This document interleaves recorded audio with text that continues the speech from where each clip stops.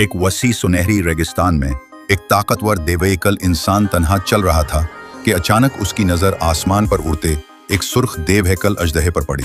दोनों की नजरें मिली और रीतली हवा जोर से चलने लगी। जल्द ही उनके दरमियान एक जबरदस्त टकराव हुआ।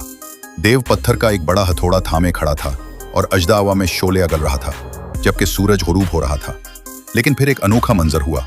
दोनों ने एक चट्टानी टीले के सामने हाथ मिलाए और मुस्कुराए, यूं जैसे एक इत्तेहाद वजूद में आ गया हो। अजदहा पहाड़ों पर से बड़े बड़े पत्थर उठाकर ला रहा था और देव रस्सियों के जरिए पत्थर घसीट कर लाता। दूर पसे मंजर में हरम की इब्तदाई साख्त दिखाई देती थी। फिर दोनों मिलकर तामीर में लग गए।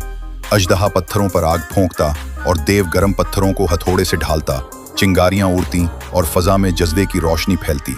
वक्त गुजरता गया और एक निस्फ तामीर शुदा हरम दोपहर के सूरज में चमकता रहा।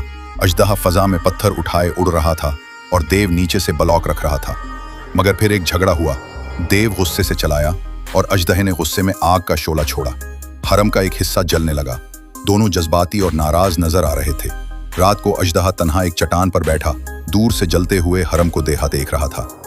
आसमान पर सितारे जगमगा रहे थे और माहौल अफसुर्दा था। लेकिन आखिरकार एक शानदार सुनहरी हरम मुकम्मल हुआ। सुबह की रोशनी में चमकता हुआ अजदहा फख्र से ऊपर उड़ रहा था और देव नीचे मुस्कुराता खड़ा था। ये मंजर वाकई अजमत और इत्तेहाद की मिसाल था।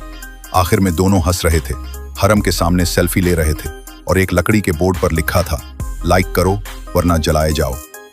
ये लम्हा खुशी, मिजाह और दोस्ती का खूबसूरत इख्तिताम था।